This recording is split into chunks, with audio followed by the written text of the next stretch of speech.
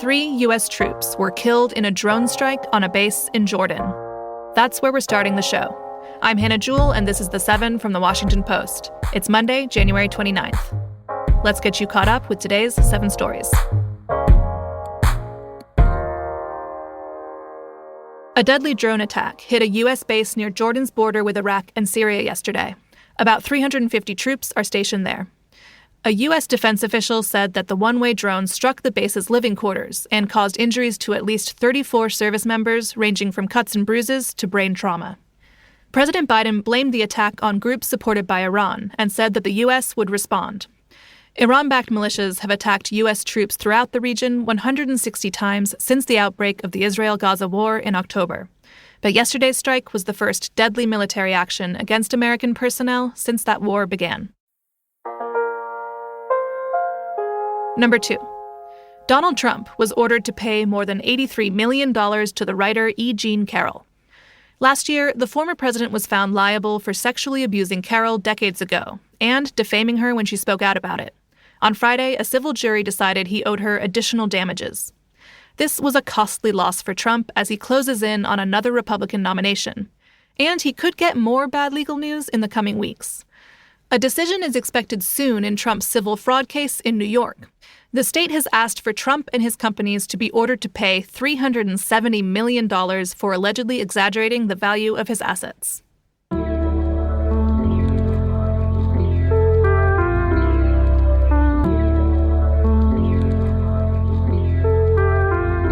Number 3. President Biden vowed to shut down an overwhelmed border if Congress passes an immigration bill. Biden said on Friday that he would be prepared to use new emergency powers included in a border security bill being negotiated in Congress. They would give him the authority to shut down most asylum screenings for migrants crossing illegally when the border becomes overwhelmed. The Senate hopes to release the text of the bill next week, but it faces stiff odds in the Republican-led House.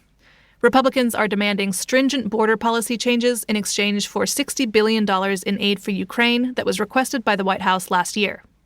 Biden's comments were a remarkable shift in tone for a Democratic president, and they show the urgency of the border issue for his re-election campaign. Protesters threw soup at the Mona Lisa. That's number 4. 2 women staged a protest at the Louvre Museum in Paris yesterday to raise awareness of food security issues and the struggles of farmers in France.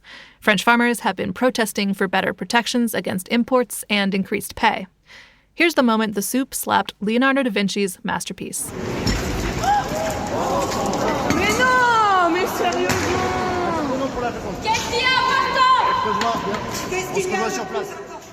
The Mona Lisa has faced a few scrapes before.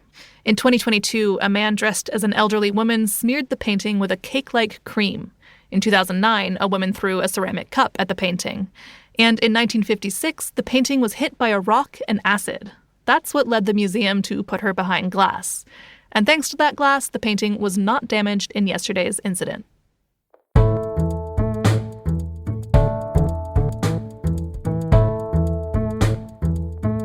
Number 5.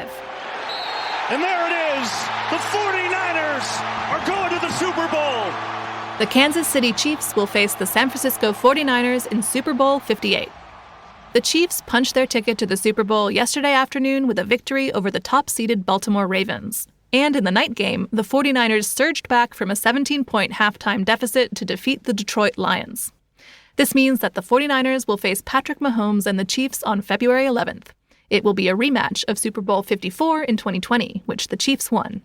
This year, Las Vegas is hosting, and Usher will headline the halftime show. Some exciting news at number 6. The 2024 tax season officially opens today. That means the IRS will begin accepting and processing returns for the 2023 tax year.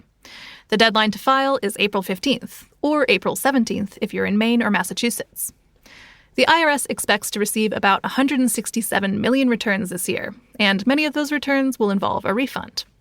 If you want to get your refund quickly, there are 3 things you should do. Avoid filing a paper return, don't make mistakes, and authorize direct deposit. If you follow these steps, your refund should appear in your bank account within 21 days. Or it can take 4 weeks for mailed returns. And don't forget that people in certain states can use direct file this year. That's the new free software from the IRS, which is being rolled out for some taxpayers this spring. You can find more useful and exciting tax filing advice at the link in our show notes. And at number 7, a mysterious noise is keeping some Tampa residents up at night. The noise sounds a little bit like the drum and bass of a nightclub's sound system, and it's been driving people crazy for years. One resident said it's even caused her house to shake. People are so fed up that they're now crowdfunding an investigation into the source of the noise. And one expert has come up with a pretty surprising theory. It could be the sound of fish mating. Black drumfish, which live off the Atlantic coast, produce a sound similar to a speaker's bass when they mate, and it's kind of funky. Take a listen. That's the sound of the fish flexing its muscles against its swim bladder. It's possible that the black drum population has increased in Tampa Bay in recent years and is causing the disturbances, especially in their winter mating season. Other residents, though, think it's just a party boat or construction noises. But a plan is underway to install microphones underwater to see if these flirty fish really are to blame.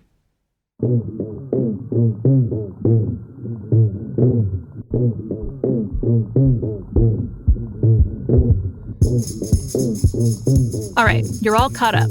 But before you go, you should take a second to sign up for the newsletter version of The 7.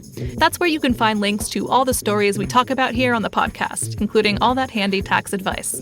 Just sign up at the link in our show notes, and you can have the 7 morning briefing delivered to your inbox every weekday morning. I'm Hannah Jewell. I'll meet you back here tomorrow.